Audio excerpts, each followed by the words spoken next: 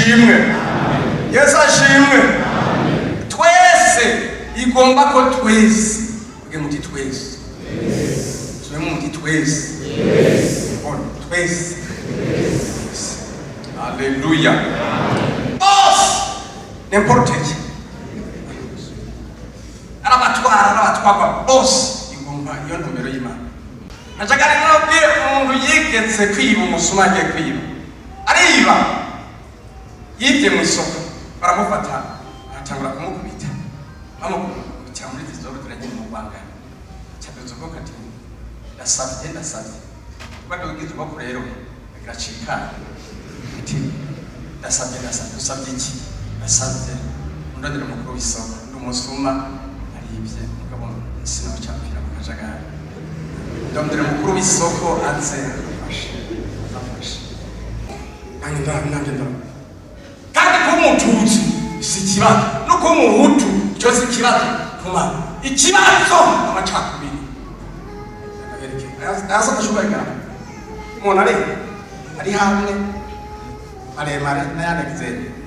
iyo umuntu yakoze ibintu azoze ndamufata oranje murabona ni mashuri murayabona none bisebye bigize ishurwe se intoki zawe ku kiganza nabiri mona izizirareka none ndononye iki kuri jewe ahubwo n'ubwiza nideko n'ubwiza ikiganza cyawe ubundi iyo kigira zire hanzose bibari bito urukumu ruvuye ujye ubugari bica bigora. Adufashe Yesu adufashe kuba turi muri ubu buryo ibintu bitwaye Imana. Yesu nadufashe cyokundi hari ngene mu abavyeyi muroga abana sangaroza abana kabaroga usige tugende dusitubaka twaroze mu kuva babiri nibo babaroze none aho agire ko atari kwa mwaka indege zaza muri iki gihugu zingana n'ibimega n'ibisiga biramukere bagiye bagira manifestation y'indege muri iki gihugu jenda n'abana mutoyi igihe bari babirukanye ngaho none gushika uwo twe twakoze iki ko bibanda kandi leta n'abikoresho bazibaresha ikishoro leta irakora ibyuma byose bana yabahaye bazokora mugabo mu mutima w'umuntu washikayo twebwe. Yesu nashimwe. Yesu nashimwe. Yesu nashimwe. Nashingiye ubukwe umunsi umwe ndabushingira kabisa umuhungu n'umukobwa barabivuganye barabyemera mugabo kubera amacakubiri ababyeyi bati ntibikunda nabo ababyeyi umukobwa ati ntibibana ndaza umugore wamushaka namushimye umugore wamushaka namushimye kandi ababyeyi barabutana banumugisha unavuze ni mubarandagize namwe mwako kunze kureka kurandagizwa abona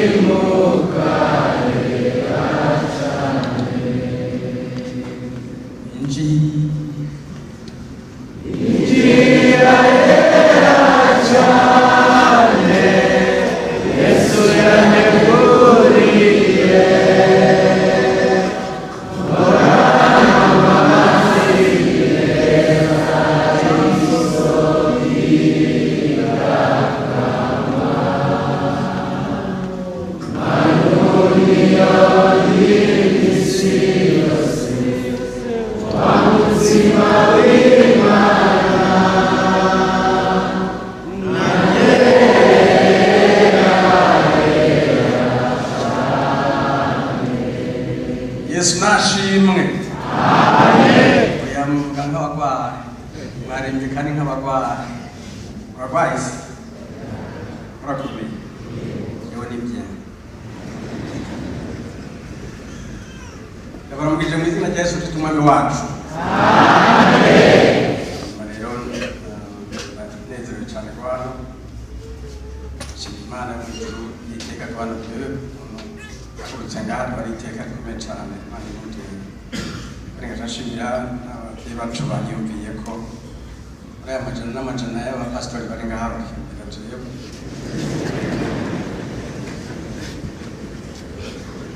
kuba kw'ijoro iteka sibyo none sibyo barabatasha muhira wanje n'inyanga bose barabatasha mutaye mu izina rya Yesu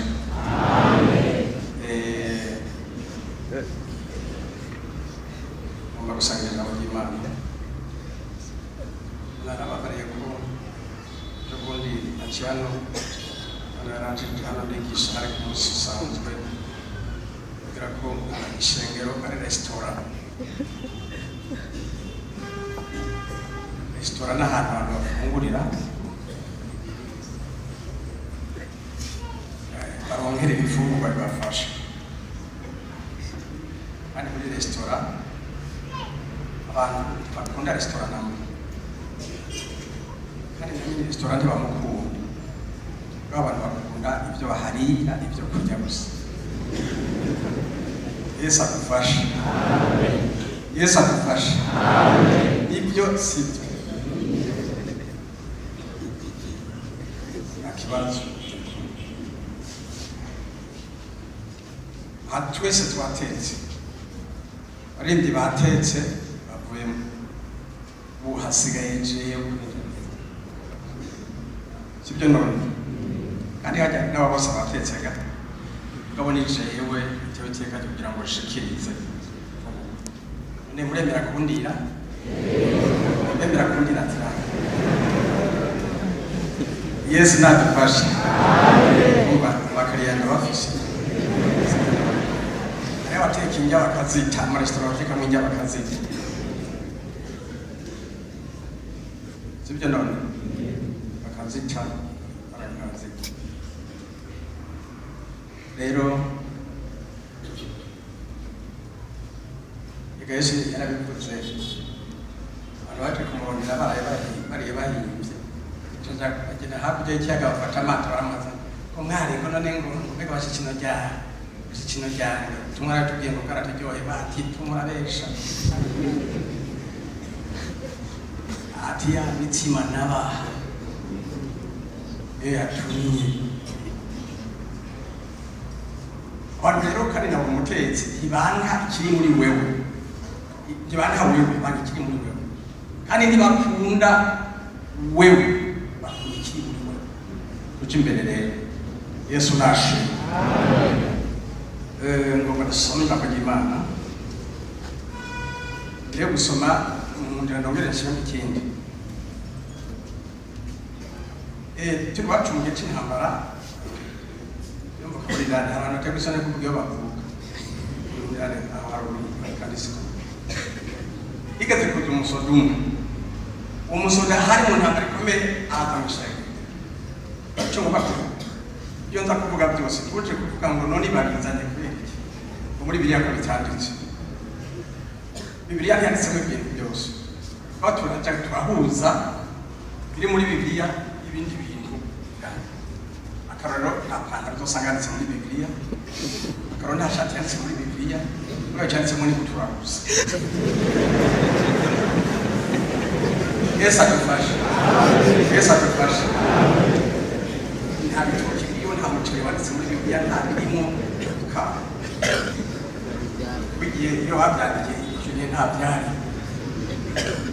ariko no muri Bibiliya yo usanga yanditse abarega musoda yaraza kikamushengero acabaza ari mu ntambara ikomeye cyane arashika musoda komeye izina ryo ndabizi mugabo ntajya muvuga cyaduze ubwoko mwambere ko arasigura ubwoko ari nkariya ndasabye kozi w'Imana nshinga ndazi ko ari ryabakijijwe ndasabye tusabye iki sabye abakristo bakijijwe baze basoda banje bari ku rugamba hari amabomba akomeye cyane kuri iwacu byagiye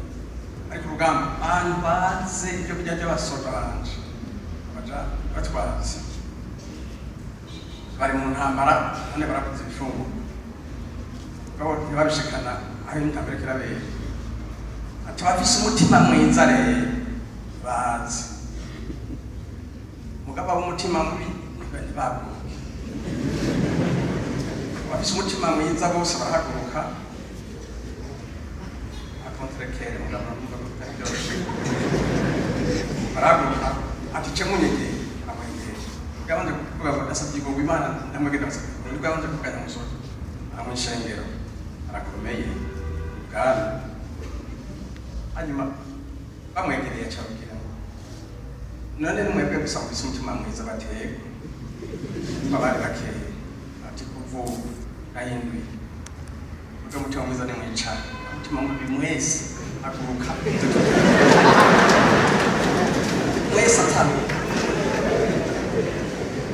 yari umukorera yitwa Gusuzugura asuzugura ariko yitwa abo umutima mubi mwese cyane ko musigara ariyo umutima mubi babona barahagurutse umutima hano urasigara ati bafise umutima mwiza mwese mu mahoro uyu munsi baragize ingorane n'ibyeyi barabyikoreye ku mutima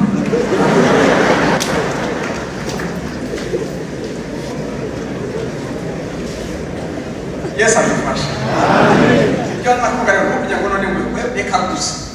atwirondere turara ikagirondere iri ni amso nigera abyo urusenge somere magazanuye soma hariya mu Hana 10:9 asoma nane 10:9 mwere mwana mwanifashisha n'abasoma bakafasha kandi nani wabyo gasoma muri la mbere kwa 10 some jewe mungere mwiza kuri kumugenda babwire udaca mu irembo ry'intama udaca irembo ry'intama ariko akorera hano uwo aba ari gusoma n'umukozi ari kuca irembo niwe intama utaramye w'irembo aramugurira intama zombi ijwi hamagara iziwe ntama mu mazina yazo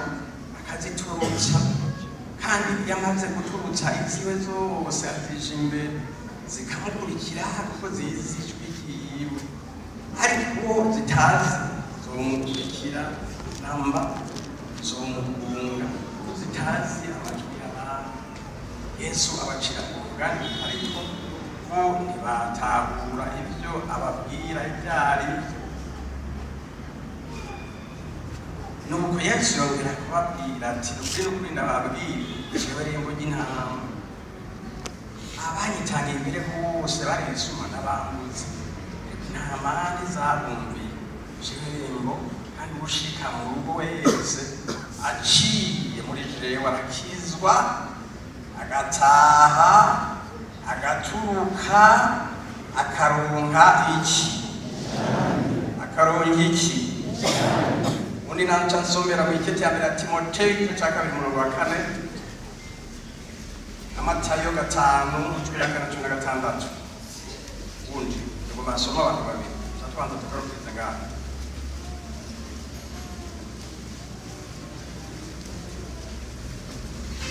ikete ya mbere ya Timoteyo 2:4 Amatayo 5:16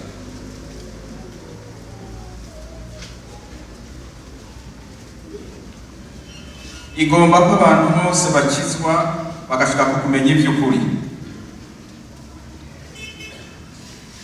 Yundi yabonye ahandi 5:16 Matayo mirongo yegeranye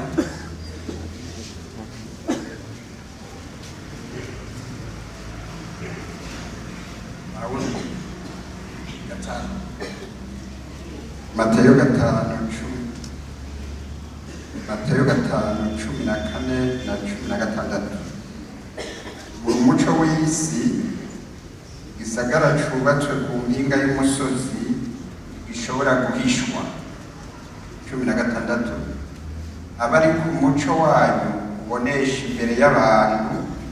ngo babone ibikorwa byanyu byiza bahimbaze so wo mu ijuru. Yesu nashimwe. Amen. Naya majambo dusomye hano amajambo avuga gakiza maranyimisa amajambo kandi abaca bose kandi no ngaha Mana yarampaye iryo jambo simbuze ibyo mvuga ku Imana imaze kumpamagara yampaye n'ibyo ndayivuga kuri nabyo kabisa mugabo iri jambo yaje ry'agakiza maze iminsi ndiko ndarivuga rwose canke gukizwa ko nanje canke ubundi singomba kubabwira ko dukora ni pastor oya canke zone ndamubona cyabwira no kubera nakagakiza Yesu nashimwe amen Yesu nashimwe amen Yesu nashimwe cyane agakiza gashitsi niko muririmbyi yavuze arasanga dufise ishengero rigomba ngo tugire agakiza kibice 50% n'ibyaha ibice 50%.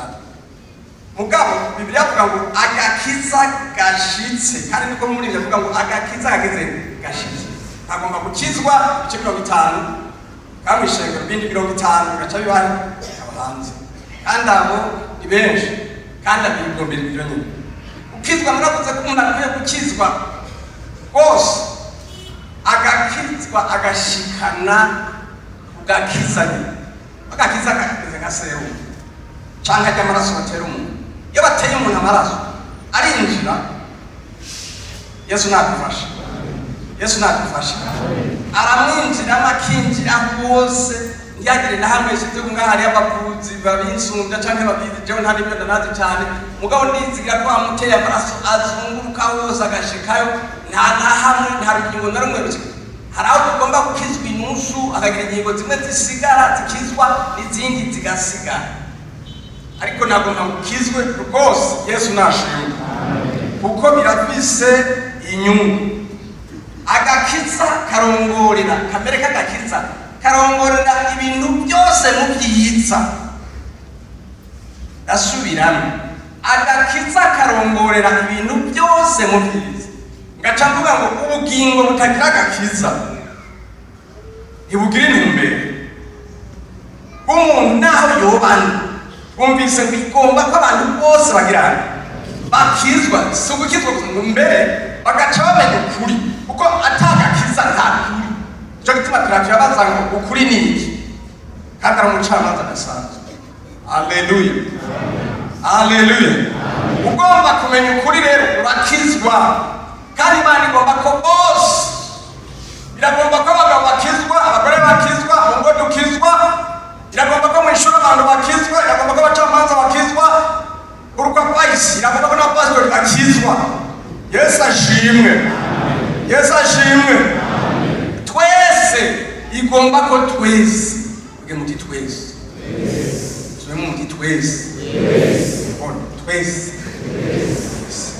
Haleluya bose n'importe qui arabatwagwa bose igomba iyo ntumbero y'Imana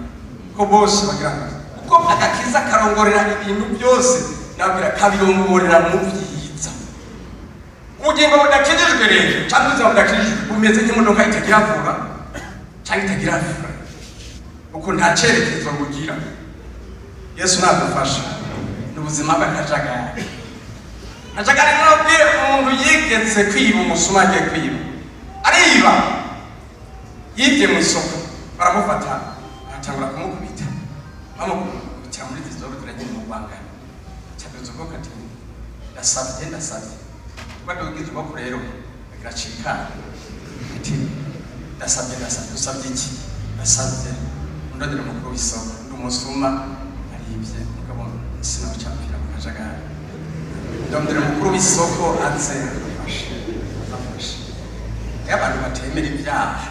kizwa nabwiye ko n'ubwa mbere ikintu primordial ikintu gitangura cyambere gitangura no kwihana kwatura barasubiranyeza kayo 19 baguciye yakiza kinje mu yabanje kwatura kabivuga Yesu nashimwe caraza na muntu kuri soko bate muhamagarire hari abashinga muhamagara arashika kuri soko n'ibiki ndasabye jewe n'umusuma arivye kandi nibagoroze mugabo kwiba kwanje kose sinigeze niba mu kajagari niba systematique utonde gituma ntagomba singomba ngo nezwe ku busuma bwanjye rwose nifuza ko ndupfira mu kajagari ndakwifuriza kudapfira mu kajagari. Yesu nadufasha, Yesu nadufasha. Ati sawa nibyo ugomba rero mfe banyice ngabo ce mu ngororo. Ndagusabye rero abantu bariko barangubita bakubita amakofe batonda ukwabo, bakubita ingumu batonda ukwabo, imigere batonda ukwabo, abakubita imikubuzo canke buri bose umwe bose batondeshe, hanyuma reze banyice mu ngororo muce muja kuntara. Kuri isoko ati nibyo cyo nyene bacaragorora barakubi batonda bakubita ab'ingumu ab'imitwe amakofe batonda bari mu gutonda byarangiye nawe yageze mu kanyosha. Yesu nashimwe. None umukuru w'isoko n'isiha icyo yararisi ga Yesu nga ikimenyetso nawe ugiye kugicerekana ngo nihari erega nihoya hoya erega nihoya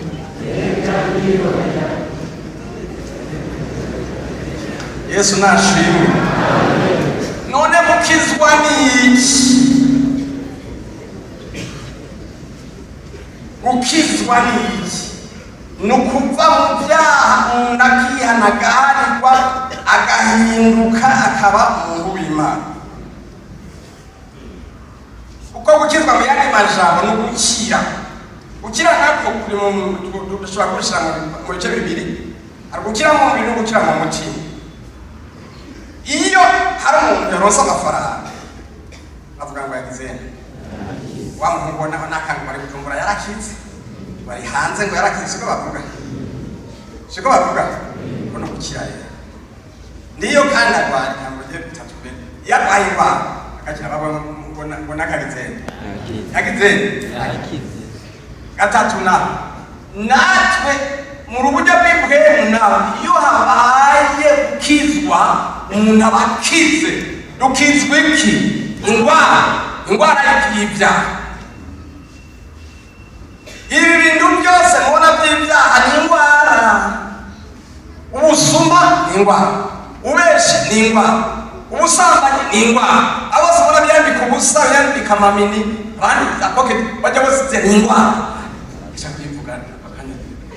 bizani ingwara. Haba abanyamacakuri bose ya ni ingwara. Ari mu Uganda y'Uganda.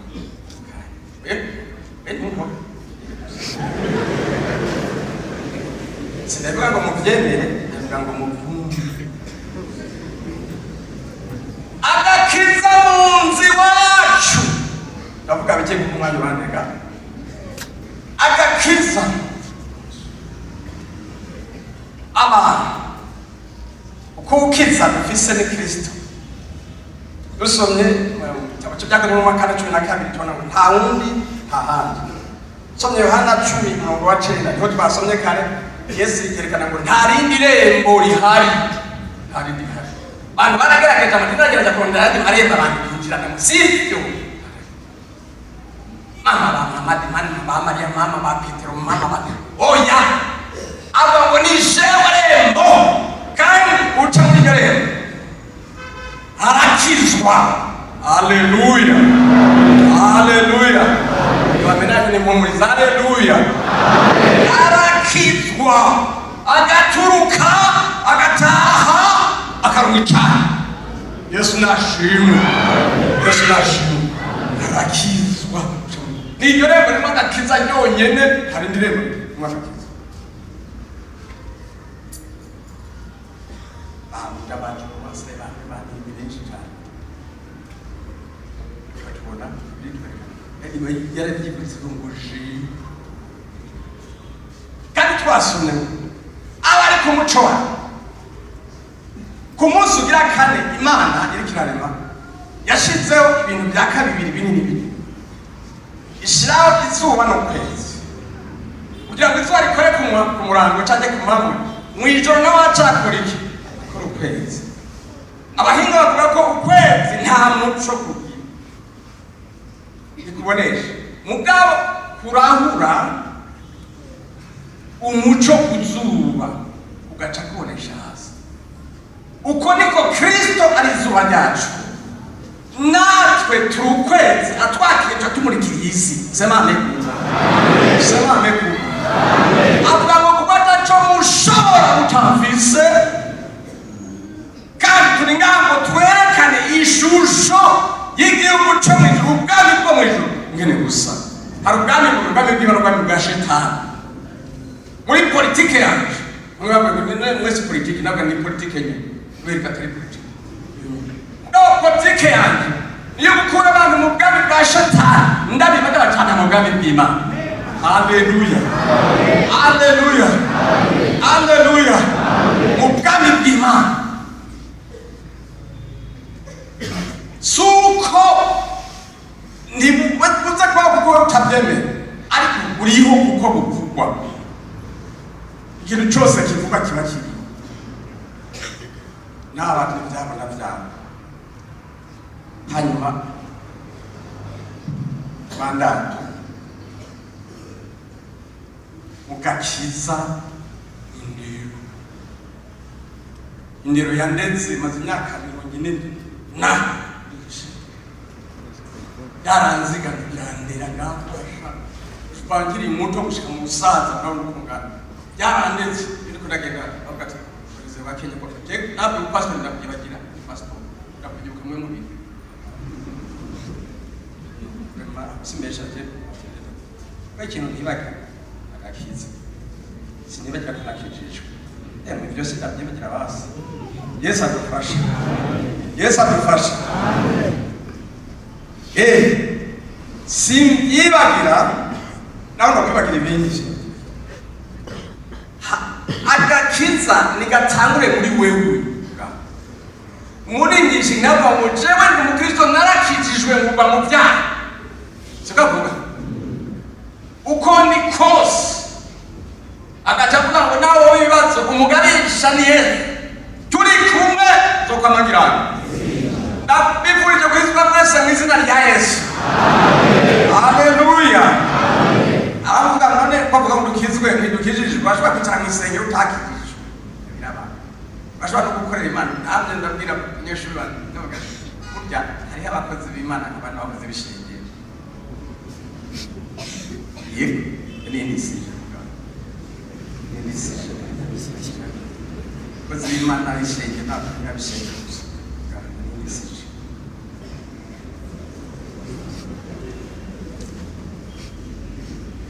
Gakiza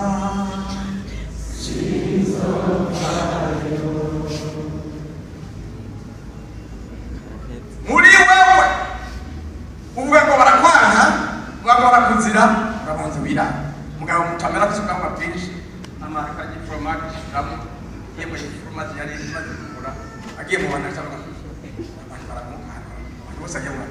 undi muntu azubega amatu uraba neza ndutangiye biramu bwangu wawe indusuzumwe mu bwangu ni usanga isukura neza.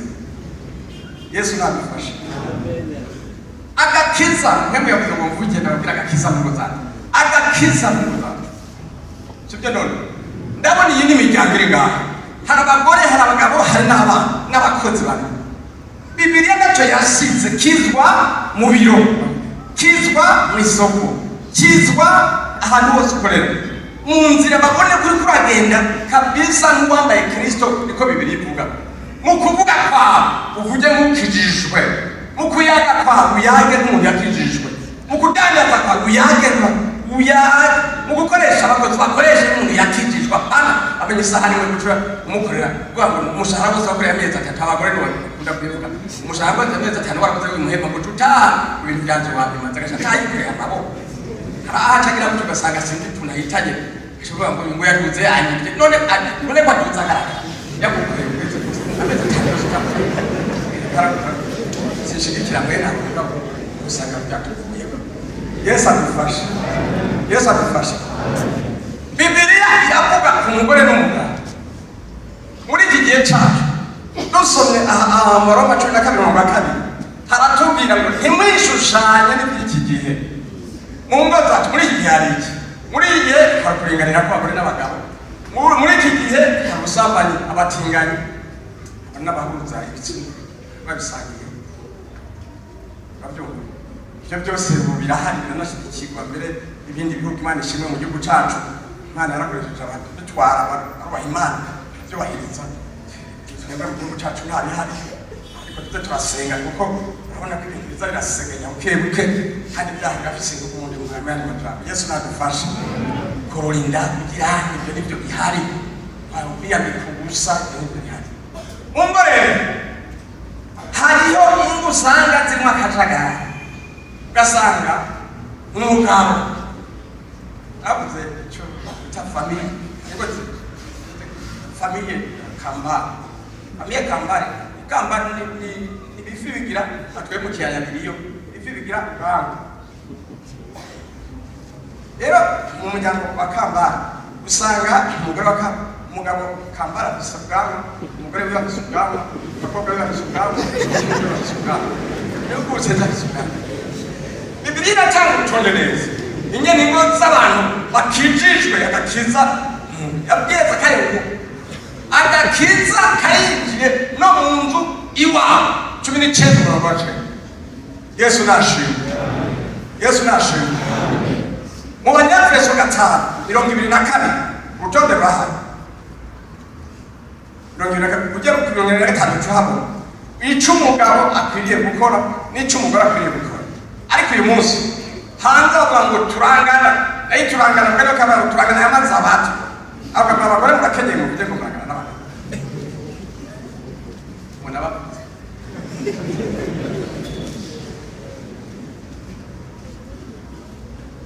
kamba ko bakaba usanga se ipantaro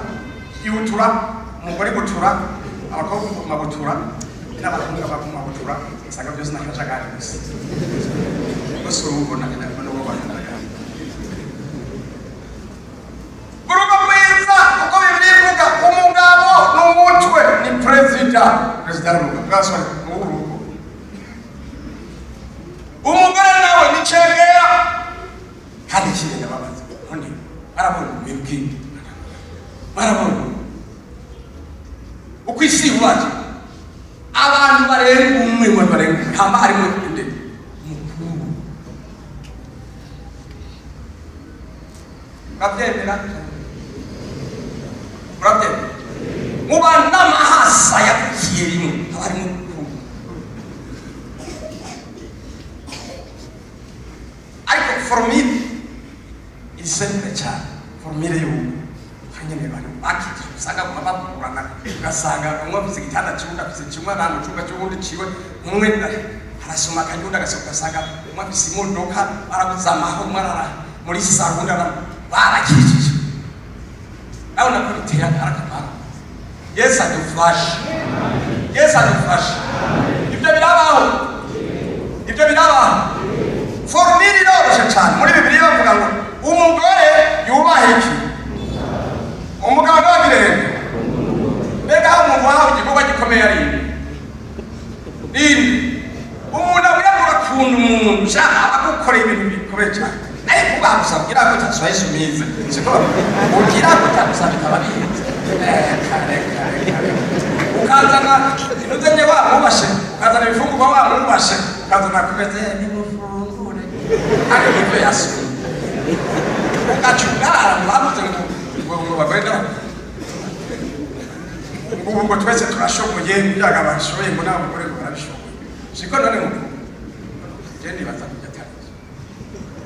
yenga aratana uko n'Imana ntiyabitanze kandi ntiyanabize ngo baranga yavuze ngo umugabo azoka gapana bazana mutware mu zake Yesu adufashe hari ibyo abagabo bashoboye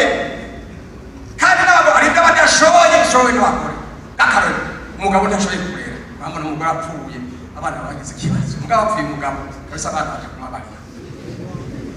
reka twebwe turajya munsi muramuduha kamwe bahora dusengera abana ngaho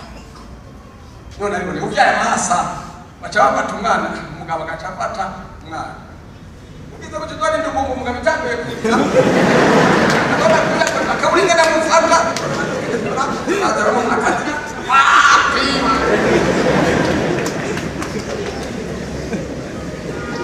bazi kubyara bazi none ibyo bivuga kwega mu mwaka murabisho bikunda hajya abana bakuze nyina papa bashira mu kase sinabwo nkumuzane na byo bakeze cyane ani utwara uheka cyane simwe mu tubyarase bati ibyo ntibimaze Yesu nashi arimo natubyaye bamutara bakuru niyo formula ya Bibiliya ibintu bibiri rero kubaha no kugirana nagira ibindi hano mwebwe mwana mwizi bihabo mu shema rugo kuza mu yabo bindi birenga ibi kubaha chakwa Yesu nadufasha Yesu nadufasha Yesu nadufasha hanyuma iravuye cyakindi bakirangije abantu ntimwishushanye iki gihe abantu biri barishushanye n'abantu bakiri bato n'amankunda kubona abantu bishushanya Imana yari yavuze ngo ntimwishushanye n'iby'iki gihe ariko muhinduke rwose mugize imitima misha Yesu adufasha namana yero garuka kuyigiye ugerageza ko rushobora kose kwishushanya reka n'abakunzega barabigerageza gusa ivyo mugabo ari nawe tumwe n'abarongozi twebwe abarongozi bakuru b'amadini abarongoye amadini twe twabisa amashingiro twe tukibazo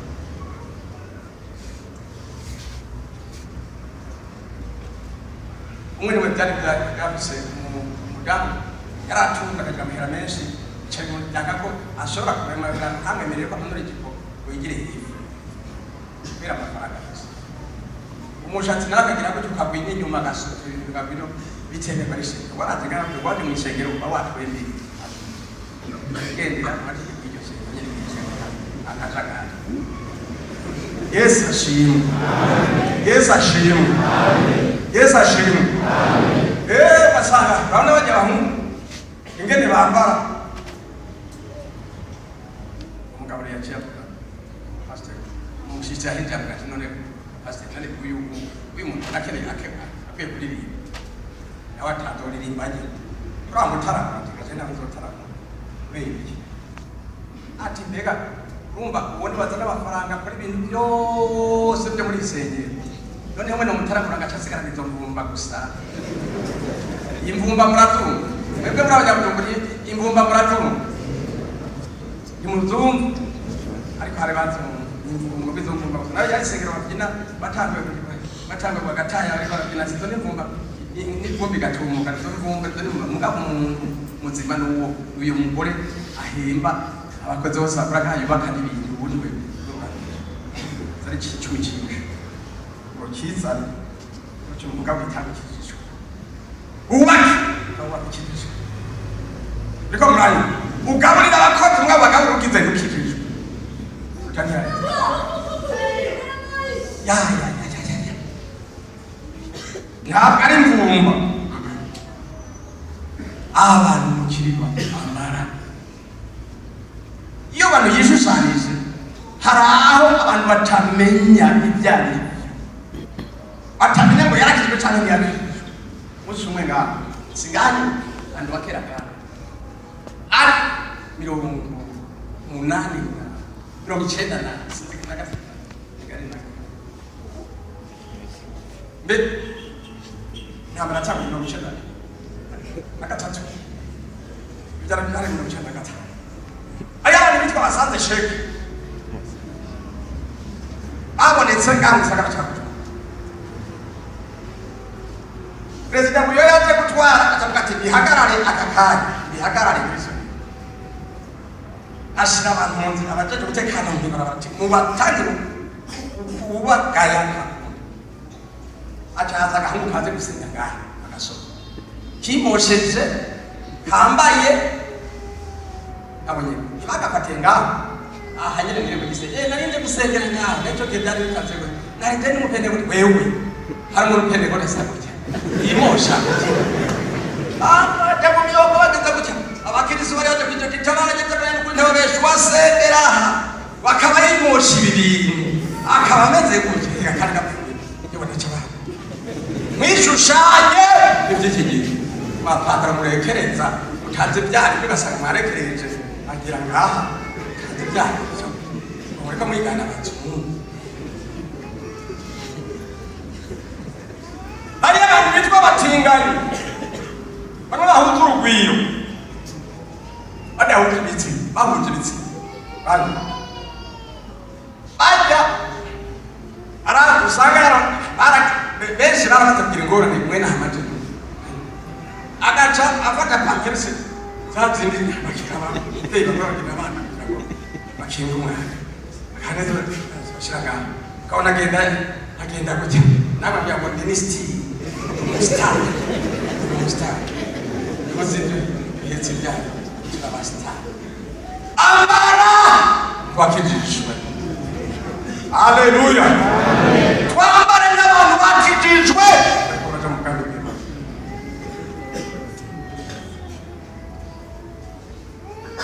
David se icyo navuga cyane biki cyane abantu bakijijwe isi y'amacakubiri n'abantu bagira amacakubiri ayiwacu tuyagwiri n'amacakubiri y'abahutu n'abatutsi abatwasi cyane ibyo biriho reka namugoma muri hakane sinabibwa ngo mubyemere turiko turaza mu ijuru dusomye Matayo 6:10 haravuga ngo nimasenga muge data wa twese uri mu ijuru izina ryawe riduba navuga ngo kutare yakwana baba bagira imitwe ifyasa bagira imitwe songwe ibyo si kibazo kuma nangenda kandi ko umututsi si kibazo no ko umuhutu cyo si kibazo kuma ikibazo amacakubiri asa kashubaga umuntu ari hamwe maremare n'ayandagizeni uyu muntu akoze ibintu azoze ndamufata oranje urabona ni mashurwe murayabona none bisebye bigize ishurwe se intoki zawe ku kiganza nabiri mona izizirane none ndononye iki kuri jewe ahubwo n'ubwiza niko n'ubwiza ikiganza cyawe ubundi iyo kigira izire hazose bibari bito urukumu ruvuye ujye ubugari bicabigora bamurani niko murani kandi abarima urukumu rwavuye ko dushobora gufata umuhiro bikunda ariko rana ni bugufi irugufi gusumba Yesu adufashe kuba turi muri ubu buryo bw'ibintu bitwaye Imana. Yesu adufashe cyokundi hari ngene mu abavyeyi muroga abana sanga mwaramutse abana bana kabaroga usige tugende dusitugwa twarotse mu kuva babirigi nibo babaroze none aho agiriye ko atari kuba mwaka indege zaza muri iki gihugu zingana n'ibimenya n'ibisiga biri mu kirere bagiye bagira manifestation y'indege muri iki gihugu jenda n'abana mutoyi igihe bari babirukanye ngaho none gushika uwo twe twakoze iki ko bibanda kandi leta n'abikoresho bazibaresha ikishoro leta irakora iby'inyuma byose bana yabahaye bazokora mugabo mu mutima w'umuntu washikayo twebwe Yesu nashimwe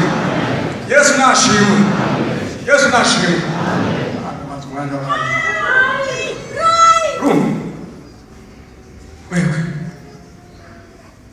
amgezawe mu kuboko umushaka mu kuboko ndabi mu kuboko nawo butamu mu anako rwona bivuze mu kuboko kuma wamufashe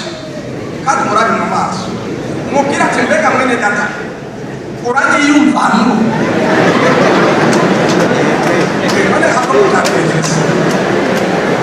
umwana ati mbega mwene data uranyiyumvamo umuraba mu maso basanga utabiyumvamo ihayishwa zafe Yesu ashimwe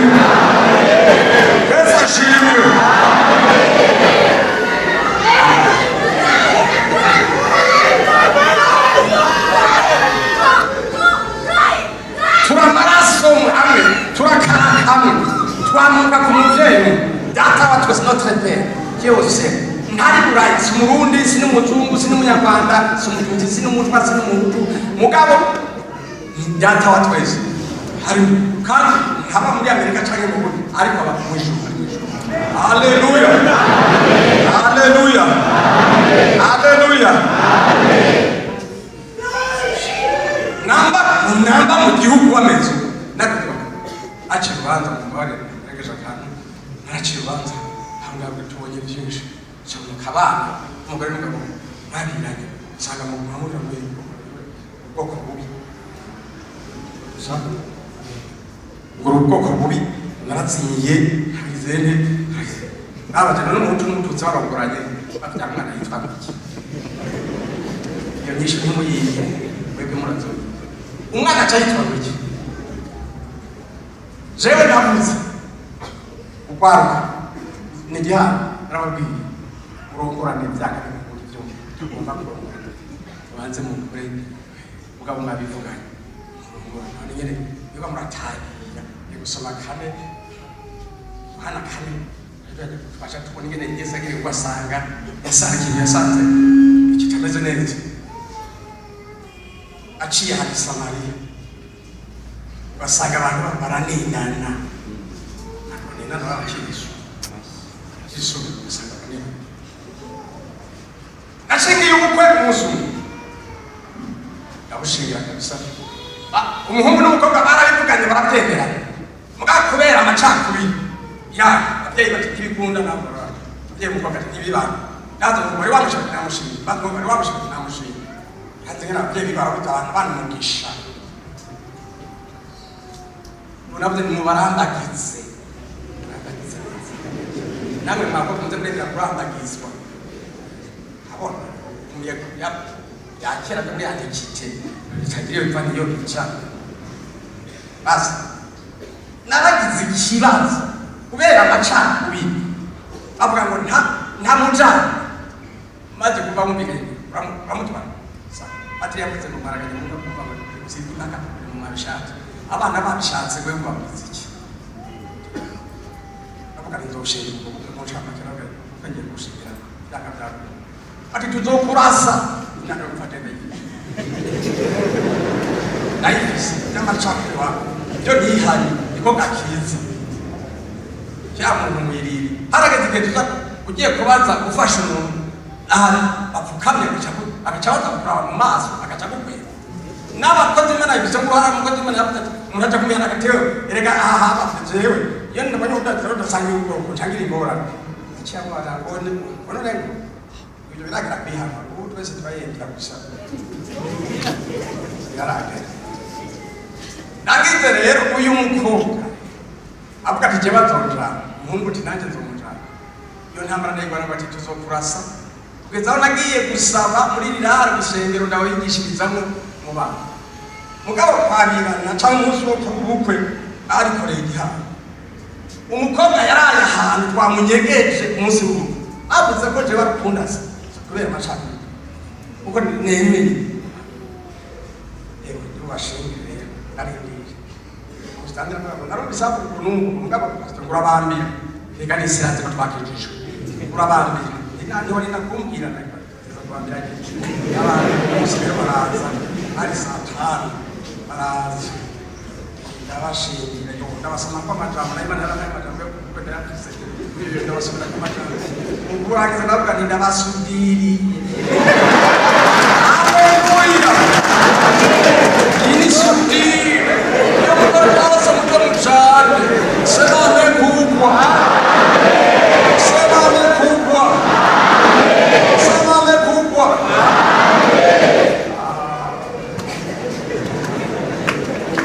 bari kumwe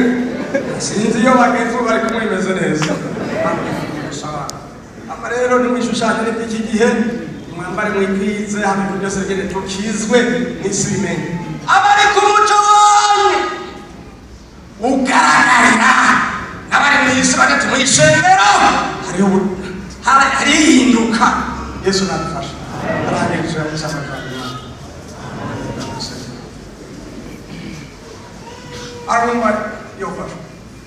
arumba yofasha nazi agaza nduhera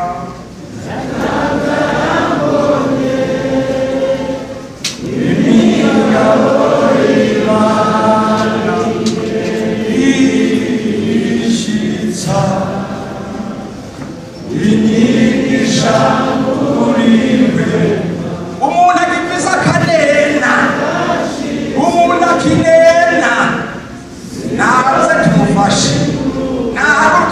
kibanza ahaguruke tumufashe gusenga. Umuntu agitwarwa n'ibi bintu by'iki gihe. Bibiri ivuga ngo ntimwifatanye cyangwa ntimwikonforme n'isi ya none n'ibiriko biraba muri iki gihe. Nahagarara ubwoko bwawe ntibukizwa, mugabo ukizwa amacakubiri, ukizwa ibyaha, ibyo dukizwa gusa.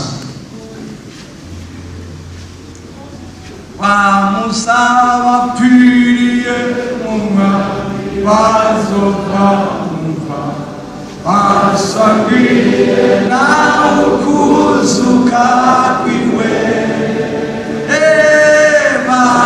bazohurira mw'ijuru n'abazoba bariyo nanje nyene sinzobura kuhaba mushi uwo musi w'imperera hazo umuntu agomba guhinduka rwose ijambo ry'Imana ryavuze no gukizwa rwose.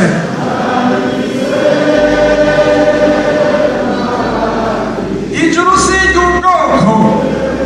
ijuru si iry'abatunzi canke abakene canke abayeraye,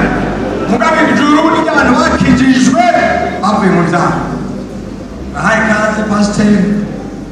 ongerera aca kabiri hano asengera abantu bamaze gukama.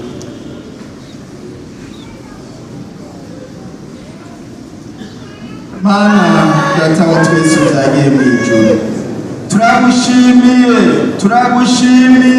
turagushimiye cyane. Imitima urayembuye, turibukijwe agakiza gashitse, ko atari agakiza kagera hagati na hagati, ariko ari agakiza gashitse. Turagushimiye ijambo ryawe ko rije kumunzano dupima kugira ngo umuntu wese arabe agakiza kiwe kagera. Turumvise yuko iyo umuntu acize agakiza kadashitse bishika kishushanya akagenda nk'uko Imana itagomba. Mwami Yesu ndagushimiye imitima iciye bugufi, umuntu wese yamaze kumva ikimukwiriye, umuntu wese yamaze kumva ikimubereye. Hariho bene data yamaze kumva yuko adashitse, nico gituma abantu baciye bugufi barafukamitsa amavi kugira ngo bakongorere ibyabagoye, bakongorere aho batsitariye, bakongorere aho bamburiwe, kuko turafise umwasi Satani agomba gukebya abantu ngo ntibagendere mu vy'agakiza. None Mwami ndagushima yuko nabone batakumva ijwi ryiza ribabwira ngo no munsi agakiza karashitse muri iyi mitima, nk'uko wabwiye Zakayo muno munsi ngo agakiza karashitse muri iyi nzu. Bagirira imbabazi ibyo byose bariko barakwaturira, ibyo byose bariko barakubwira byabagoye, ibyo byose bariko barakubwira n'imitego Satani yabateze, amaraso yawe ikureho ubuhagire neza, utabura ibyotse byabarega, wumva ijwi ribahumuriza mu mitima ko bemeye ko baseruye ibyo bakoze. Ubagirire imbabazi ubaharire, ubagire bazima, ubwo rero uno munsi baranire kugendera muri ako gakiza gashitse. Ibyahora bibasamaza ubikureho, bahanga amaso kuri wewe gusa, kandi urugendo wabatanga bizobure kubasozera amahoro. Ubwo niko tubyizeye kandi tubibasabiye mu izina rya Yesu Kristo Mwami n'umukiza wacu, amen. Ego Yesu amaze kwagirira imbabazi kandi kuyiganira uko Imana babwire nabo bagufashe uronka agakiza gashitse. Hanyuma twagomba ngo rusengera abarwayi baba bariho ntibahagarara. Muri aka gakiza kacu harimo no gukira indwara nabyo ku bantu bizeye. Hagarara tubasengere abarwayi no gusenga Imana n'abandi pasiteri hano basengere. Data wa twese ugororotse, Mana yacu nziza, turagushimiye ko wamanukanye agakiza kugira ngo ukwizera wese ave mu rupfu ashike mu bugingo. Kandi muri ako gakiza nyene wamanutse kugira ngo usambure imigambi y'umwasi Satani, ngo ubushobozi bw'ikuzimu, ubushobozi bw'abadayimoni buhindura ubusa, ngo bwahinduwe ubusa n'umusaraba wawe, aba bantu bahagaze imbere nyonga zawe Mana, ibibazo byabo urabizi, amarira yabo urayazi, ibibagoye byose urabizi. Mu izina rya Kristo Yesu wapfuye akazuka, turabasengeye ngo ubabere inyishu, ubatabare. Umwe wese ikibazo afise nahabwe inyishu n'Imana. Turononye imigambi ya Satani mu izina rya Kristo. Wa bushobozi bw'umwasi Satani turakwirukanye muri aba bantu b'Imana baronka amahoro. Mana ugirire neza buri wese wahagurukanye ikibazo wese umubere inyishu, ave hano ashimiye Imana, kandi turizeye kubikoze tubisabye mu izina rya Kristo Yesu, amen.